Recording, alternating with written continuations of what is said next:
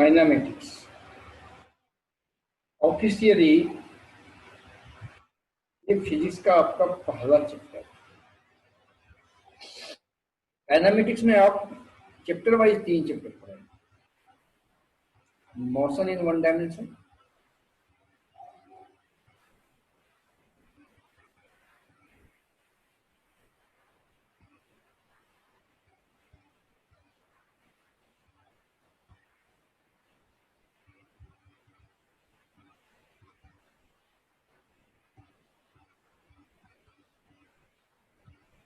इसमें 2 कैटेगरी हो जाएगा, यूनिफॉर्म मोशन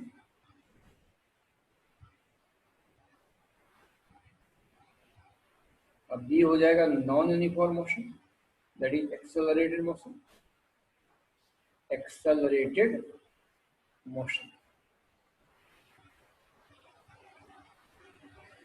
दूसरा पढ़ेंगे मोशन इन 2 डायमेंशन।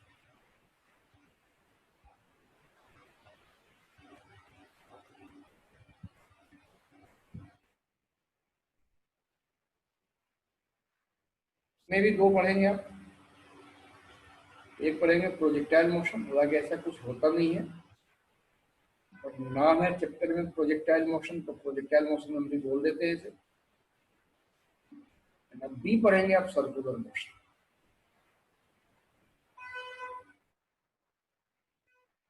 आइए एक एक करके समझते हैं। इस चैप्टर को स्टार्ट करने से पहले आप वेक्टर को बहुत अच्छे से पढ़ लीजिए। बहुत अच्छे से पढ़ने का मतलब वेक्टर के बारे में आपको पता होना चाहिए। क्या क्या मालूम होना चाहिए? एक कंपोनेंट ऑफ वेक्टर मालूम होना चाहिए, दूसरा वेक्टर एडिशन मालूम होना चाहिए। अगर ये दोनों चैप्टर में आपको दिक्कत है तो आप वेक्टर को बार बार देखिए, खास करके कंपोनेंट्स वाले पार्ट को बार बार देखिए। वेक्टर एडिशन को आपको हम धीरे धीरे रिपीट करवा देंगे, लेकिन आप वेक्टर एडिशन बेसिक पढ़ लेंगे। वेक्टर एडिशन होता क्या है, क्योंकि इसमें 2 वेक्टर का एडिशन के लिए मैंने अलग रूल फॉलो किया है, 2 से ज्यादा वेक्टर के लिए अलग रूल फॉलो किया। आइए motion in one dimension start करते हैं। Uniform motion. मोशन, सबसे पहले मोशन का मतलब क्या होता है? तो मोशन का मतलब होता है change in position. Change in position, तो पोजीशन चेंज होते हुए कोई देखेगा नहीं। तो इसमें हम लिखते हैं, ये धीरे धीरे आगे समझेंगे आप, with respect to a fix point. With respect to a fix point, और ऑब्जर्वर भी बोल सकते हैं। तो यहां पर एक नया चीज आ गया, पोजीशन। पोजीशन क्या होता है? आइए समझते हैं पोजीशन क्या होता है। Let us understand. ये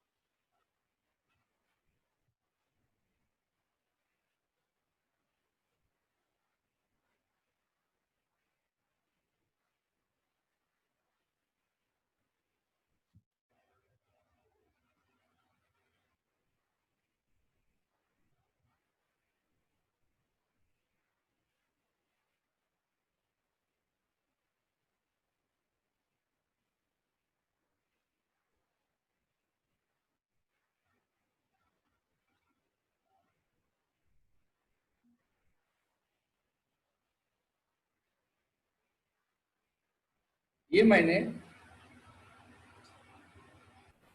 तो कमरा बनाया है जहां आप पढ़ाई कर रहे हैं। मान लीजिए आप इस कोने में बैठे। इस चैप्टर में एक हम बोलेंगे ऑब्जेक्ट, एक हम बोलेंगे ऑब्जर्वर। ये शब्द बार बार आएंगे, ये वर्ड बार बार आएंगे। तो जहां से ऑब्जर्व करेगा उसको हम बोलेंगे रेफरेंस पॉइंट, रेफरेंस पॉइंट, या इसको कभी कभी हम ओरिजिन भी बोलते हैं। ये आपका रेफरेंस पॉइंट हो गया, यहाँ आप खड़े हैं। अच्छा, यहाँ पर एक चीज है, जितनी भी चीजें हैं वो पॉइंट ऑब्जेक्ट। पॉइंट ऑब्जेक्ट क्या होता है, इसकी ना लेंथ हो, ना विड्थ हो, ना हाइट हो। ठीक है, तो ऐसा कुछ होता नहीं। What is the point object? तो पॉइंट ऑब्जेक्ट को अगर हमें डिफाइन करना हो तो उसमें हम बोलेंगे point object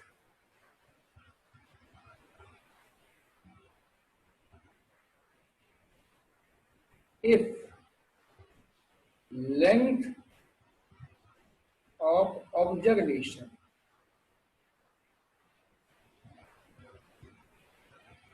is very large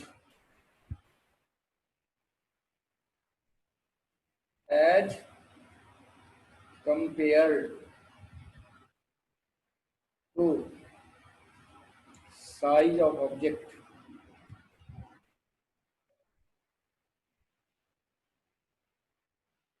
then an object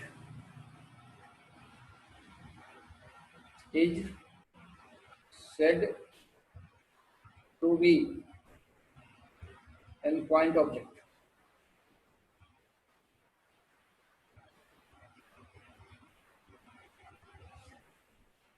जैसे कि आप दो स्टेशन के बीच में,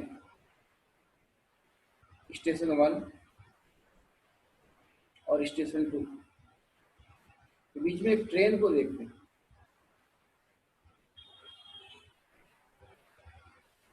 बीच में एक ट्रेन को मूव करता हुआ देखते हैं, या ट्रेन के एक बॉगी को देखते हैं। तो ये ट्रेन का बॉगी, अब दो स्टेशन के बीच में कम से कम 5 किलोमीटर का तो डिस्टेंस जरूर होगा। तो 5 किलोमीटर डिस्टेंस की तुलना में ये ट्रेन का बॉगी का साइज क्या है, बिल्कुल छोटा सा है। तो ये पॉइंट ऑब्जेक्ट, जैसे आप एरोप्लेन को देखते हैं ऊपर हवा में उड़ते हुए, बिल्कुल छोटा सा दिखता है। नजदीक से उसी एरोप्लेन को देखिएगा तो बहुत बड़ा दिखता है, 100 मीटर लंबा होता है। तो जमीन से एरोप्लेन जो है पॉइंट ऑब्जेक्ट। कुछ एग्जाम्पल्स हम बाद में करेंगे, उसको करेंगे कुछ। Now come to the point. तो अगर कमरा बहुत बड़ा है तो यहाँ पर आप क्या है, पॉइंट ही तो है। So it is a object. अब मान लो, सपोज करो, फॉर सेक ऑफ अंडरस्टैंडिंग,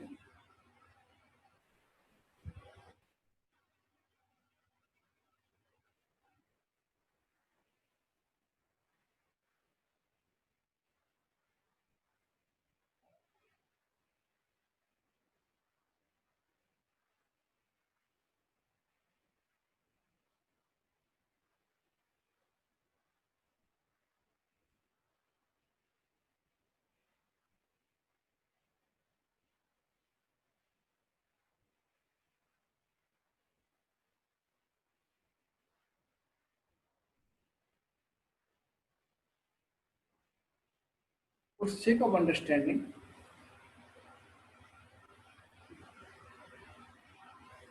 ये ईस्ट,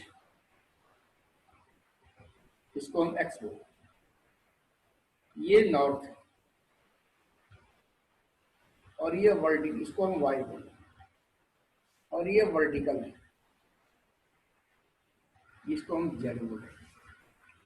एक कोई मान लो यहाँ पे कोई ऑब्जेक्ट है, से आपका मान लो सपोज कोई एक यहाँ पर कोई तितली बैठी हुई, इंसेक्ट बैठी, या आपके यहाँ पर पेन गिरा हुआ। तो इस पेन को पकड़ने के लिए अब आप क्या करेंगे, 2 मीटर, सपोज करो ये 5 मीटर है, तो 5 मीटर आप ईस्ट की तरफ चलेंगे, 5 मीटर टुवर्ड्स ईस्ट। ठीक है। और अगर ये ऑब्जेक्ट यहां पर बैठा हुआ है दीवार के ऊपर, सपोज करो ये 3 मीटर, अब आप इसे पकड़ने के लिए क्या करेंगे, 5 मीटर ईस्ट की तरफ और 3 मीटर दीवार पर चढ़ेंगे। इसको वाई ले लेते हैं।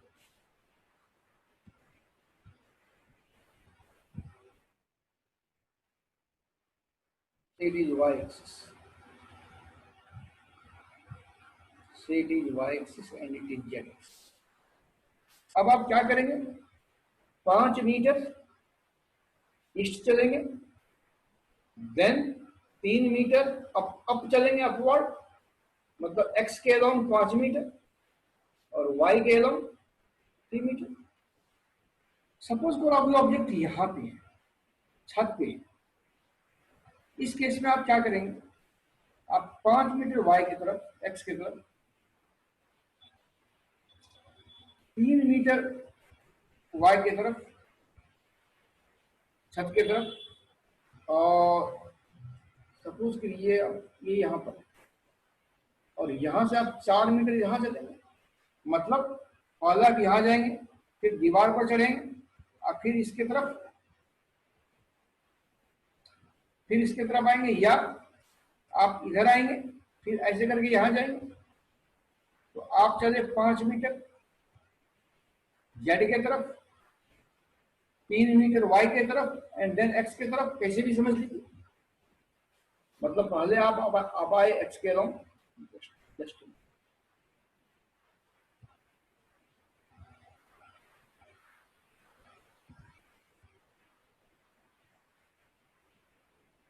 आप ऐसे समझिए। अब ये यहां पर है, अब यहां पर अगर ऑब्जेक्ट है, आप 4 मीटर चलेंगे एक्स के अलोंग और यहां पर आएंगे, फिर 3 मीटर चलेंगे आप वाई के अलोंग, फिर यहां पर आएंगे, और फिर 4 मीटर से चलेंगे जेड के अलोंग, ये जेड के अलोंग हो गया, ये वाई के अलोंग हो गया। फिर आपको ये कैच करेगा, ये जो भी चीज है, से आपका पेन है, तो यहां पर जो ये है इसकी पोजीशन है। अब आप पोजीशन क्या बोलेंगे इसकी, ये जो पोजीशन है इसको भी हम फिलहाल आर से डिनोट कर देते हैं। तो यहां ओ से ए पर आने के लिए पहले आप ओ से पी जाएंगे, ओ से पी की तरफ जाएंगे, फिर क्यू की तरफ जाएंगे, फिर आर की तरफ जाएंगे, कुछ इस तरीके से। ओ से पी आए, फिर आर की तरफ गए, फिर इसके तरफ आए, ये चले से 5 मीटर, ये चले से 3 मीटर, ये चले से 6 मीटर, ये एक्स हो गया, ये वाई हो गया, ये जेड हो गया, ये आपका ओपी है। तो ये जो एक्स वाई जेड होता है मैथमेटिक्स में, जिसको आप कोऑर्डिनेट बोलते हैं, जो इस केस में 5 मीटर, 3 मीटर और से 6 मीटर है, इसी को हम फिजिक्स में बोलेंगे पोजीशन, को हम बोलेंगे position.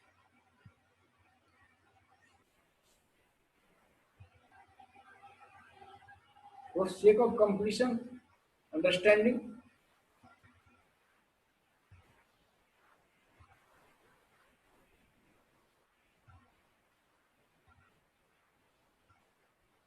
Positive x, positive y, positive z, negative x, negative y, negative z. तो ये हम बनाया नहीं करेंगे, आप अंडरस्टैंड कर लीजिए, डायग्राम थोड़ा गड़बड़ बन जाता है। इसकी डायग्राम हम इसके बजाय ऐसे बनाएंगे,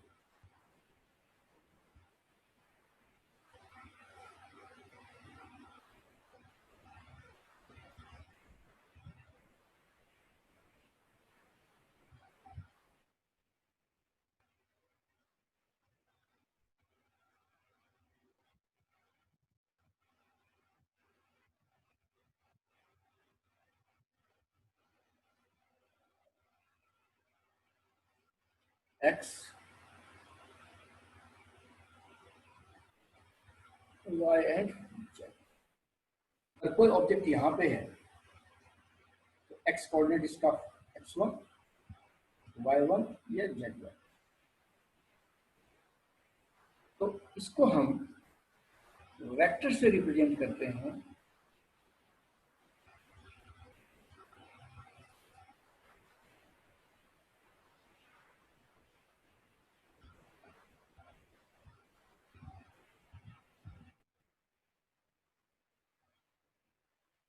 और इसे लिखते हैं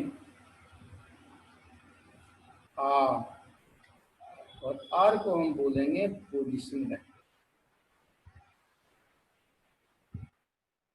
पोजीशन वेक्टर। तो अब आइए थोड़ा इसे भी समझ लेते हैं पोजीशन वेक्टर।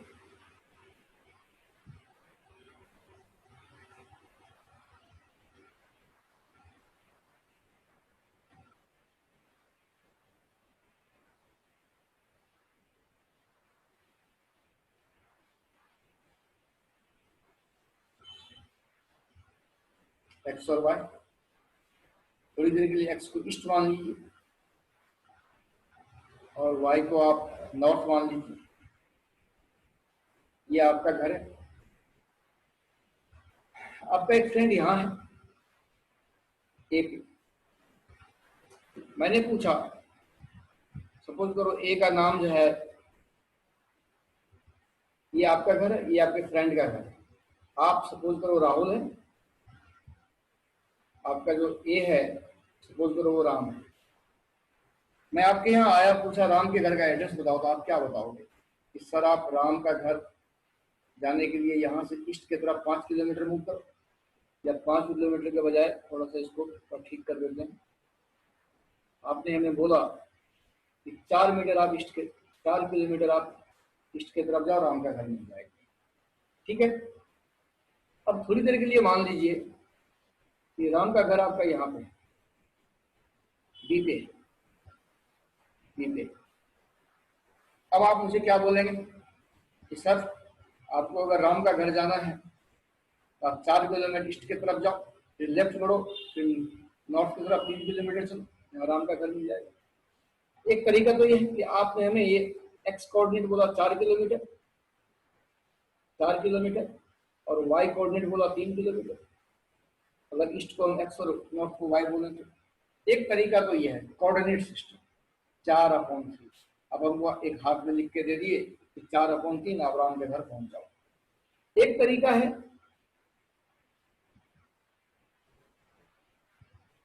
अब हमें ऐसे बोले कि आप एक काम करो सर, यहाँ से 37 डिग्री मुड़ो नॉर्थ की तरफ और 5 किलोमीटर मूव करो, आपको यहाँ राम का घर मिल जाएगा। ये 5 किलोमीटर क्या है आर, और 37 डिग्री थीटा। ये दो तरीका होता है पोजीशन बताने का। ये जो एक्स वाई है इसे हम बोलते हैं rectangular component, rectangular coordinate system, coordinate system. और ये आर थीटा को बोलते हैं पोलर कोऑर्डिनेट सिस्टम।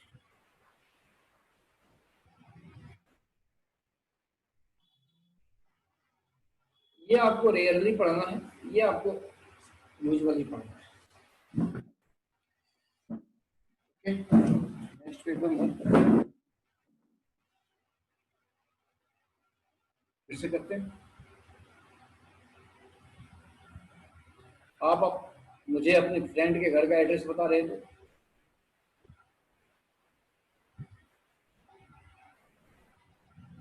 ये ईस्ट था, ये नॉर्थ था,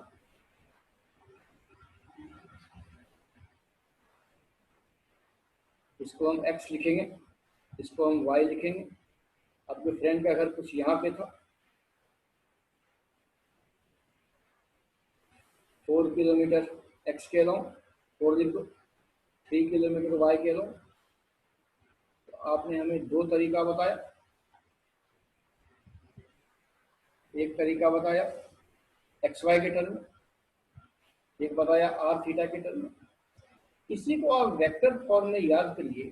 अगर ये वेक्टर आर है तो ये चीज क्या हो जाएगा, आर एक्स हो जाएगा, और ये चीज क्या हो जाएगा, आर वाई हो जाएगा। Means if R is a position vector,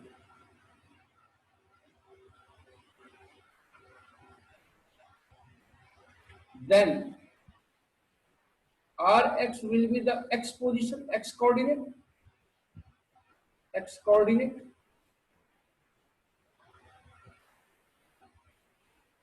मतलब x ry will be the y coordinate, if possible rz will be the z coordinate. और एक वेक्टर को आप इस तरीके से लिखते हैं, a equal to axi ayj। Vector का चैप्टर देखिए अच्छे से, उसमें रेक्टेंगुलर कंपोनेंट ऑफ वेक्टर बताया गया है, तो आप बार बार देखिए इसको समझने के लिए। Then r can be written as rxi ryj plus rz k, तो rx x कोऑर्डिनेट है, since r is a position vector, so this can be written as xi plus yj plus z। तो हम इस तरीके से position को vector form में define करेंगे, पोजीशन वेक्टर के फॉर्म। तो come to the previous page. Then बच्चों दिस आर, ये जो पहले पेज पर हमने आपको समझाया था, this R can be written as 5i plus 3j plus 6k। इसका मतलब हुआ ये अगर पतंग लूटनी है, इस तितली को पकड़ना है, इस ए तक आना है, तो 5 मीटर x के अलोंग चलो, 3 मीटर y के अलोंग चलो, देन 6 मीटर z के अलोंग चलो। इसी को हम वेक्टर में, इसी को हम फिजिक्स में पोजीशन बोलते हैं। पोजीशन क्या हो जाएगा, r, ये क्या हो जाएगा xi yj zk। इस केस में ये है 5i, एग्जांपल में लिया हमने, plus 3j plus zk। I hope आप समझ गए होंगे पोजीशन का मतलब। अब आते हैं चेंज पे। चेंज का मतलब क्या होता है, क्या लिखा था हमने? हमने मोशन का मतलब लिखा था,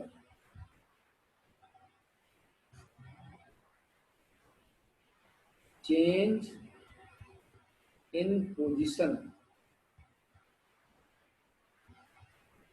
विद टाइम। टाइम छूट गया था, with respect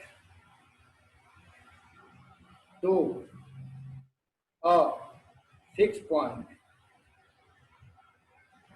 or reference point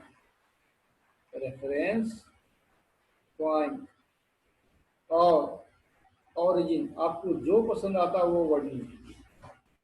यहाँ पर हमने क्या क्या समझ लिया? हमने origin, रेफरेंस पॉइंट और फिक्स पॉइंट समझ लिया, हमने पोजीशन समझ लिया, ठीक है। ओके, अब ये चेंज का मतलब समझते हैं। मैथमेटिक्स में जब हम मैथमेटिकल टूल पढ़ा रहे थे, तो मैंने चेंज का मतलब बताया था कि ये बढ़ना या घटना होता है। चेंज का मतलब इंक्रीज और डिक्रीज होता है, बढ़ना या घटना। अभी फिलहाल आप चेंज का मतलब बदल जाना समझिए। तो सपोज कीजिए, फिर से करते हैं, एक प्रैक्टिकल एग्जांपल लेते हैं। इस बार थोड़ा सा घर बड़ा बनाते हैं। फिर आपका घर बना रहा हूँ, घर नहीं, आपका वो कमरा बना रहा हूँ जहाँ बैठ के पढ़ाई कर रहे हैं, नियर अबाउट सेम है। ये बन गया आपका कमरा।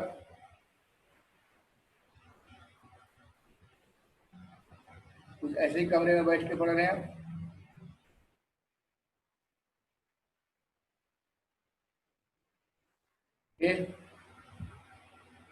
बिकॉज चेंज, ये आपका एक्स एक्सिस,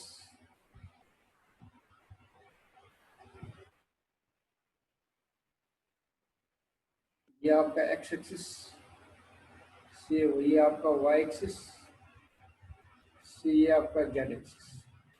आगे से ऐसे नहीं करेंगे, तो अभी समझा रहे हैं एक्स वाई और जेड। सपोज कीजिए आप यहाँ पे, आप यहाँ पे, यहाँ पे, यहाँ पर जाने के लिए क्या था, आप आए एक्स की तरफ से 5 मीटर,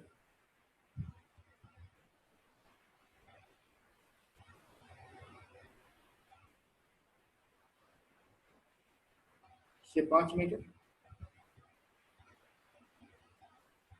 फिर आप वाई की तरफ गए से,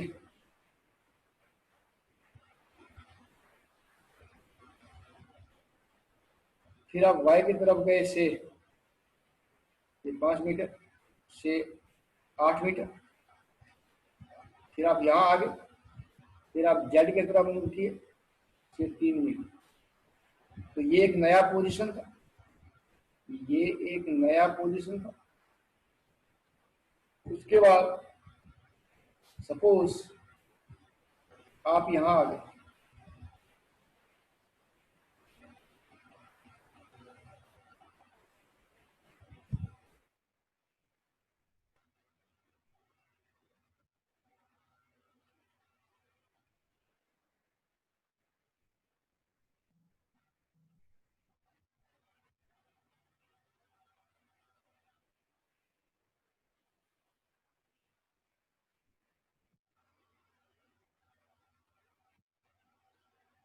यहाँ आ गए, ये एक अलग पोजीशन है।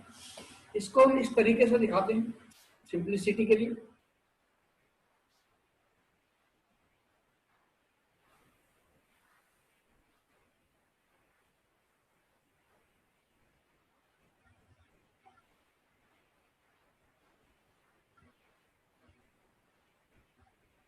एक्स, वाई और जेड, पहले आप ए पर थे, से ये ए है, से ये बी है।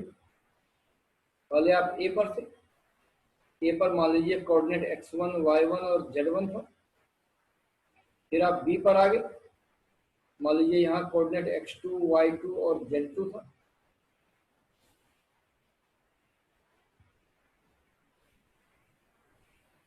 ये position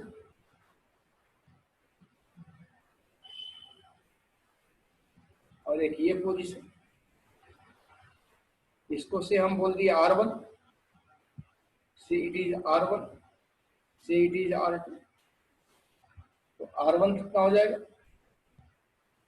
R1 will be equal to x1i plus y1j plus z1k, and R2 will be equal to x2i plus y2j plus z2k।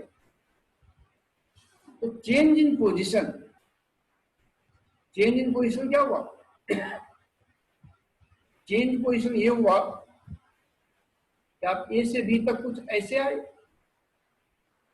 Suppose ये एस है, जरा देखिए इस वेक्टर के हेड पर इस वेक्टर का टेल है, पहले का टेल दूसरे का हेड R2 ज्वाइन कर रहा है। वेक्टर एडिशन याद करिए, ए के हेड पर बी का टेल होता था। गो टू द वेक्टर और स्टडी करो इसको, और ये रिजल्टेंट होता था।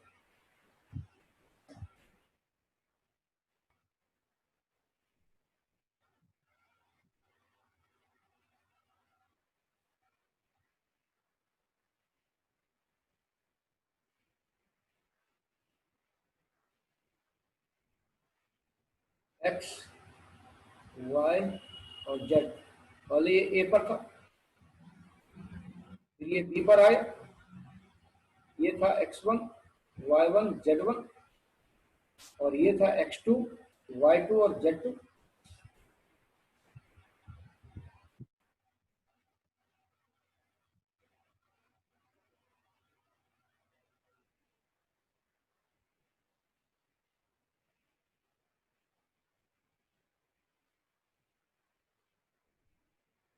R1, R2 और S।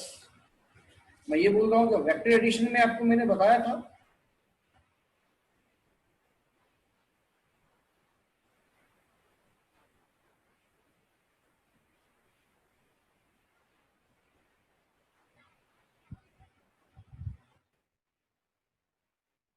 ए बी और C, C equal to A plus B. इसको निकालते कैसे हैं? एक वेक्टर के हेड पे दूसरे वेक्टर का टेल रखते हैं। यहाँ देखो R1 के हेड पर R2 का टेल है और पहले का टेल दूसरे का हेड R2 ज्वाइन कर रहा है। सो according to this vector diagram, R2 will be equal to R1 plus S. So S will be equal to R2 minus R1। आपको ऑलरेडी मैंने रेक्टेंगुलर कंपोनेंट बताया हुआ, ये हो जाएगा x2i plus y2j plus z2k minus x1i y1j plus z1k। So this S can be written as x2 minus x1 I plus y2 minus y1 j plus z2 minus z1 k। So S will be equal to delta xi delta yj plus delta z. ये ही change in position है। Delta x change along x direction, delta y change along y direction, delta z change along z direction. अगर तीनों coordinate change होता है, अगर x y z तीनों change होता है तो मोशन इन 3D। अगर कोई दो चेंज होता है, अगर एक्स वाई और वाई जेड और एक्स जेड, तो मोशन इन 2D। केवल चेंज होता है ओनली एक्स और वाई और जेड, तो मोशन इन 1D, 1 डायमेंशन होता है। आई होप कि आप सब कुछ समझ गए चेंज का मैथमेटिकल मीनिंग क्या है, पोजीशन क्या है। तो फिजिक्स में हम इसी बात को करेंगे। ये जो लैंग्वेज है, change in position with respect to a fix point, इसी को मैथमेटिक्स में कन्वर्ट कर देना ही फिजिक्स है। हमने चेंज करके क्या किया कि चेंज का मतलब S will be equal to delta xi plus delta yj plus delta zk। यही होता है मोशन का मतलब। ठीक है, ये हमने सिर्फ लैंग्वेज को मैथ में चेंज किया है। यहाँ पर आपको कुछ चीजें मालूम हो जानी चाहिए बच्चों। इस चैप्टर को समझने के लिए आपको वेक्टर्स की आइडिया पूरी होनी चाहिए। सो आप वेक्टर के चैप्टर्स को बार बार देखिए। रेक्टेंगुलर कंपोनेंट ऑफ वेक्टर आपको समझ में आना जरूरी है, अदरवाइज ये आपको आधी अधूरी ही समझ में आएगी। बाकी नेक्स्ट वीडियो में।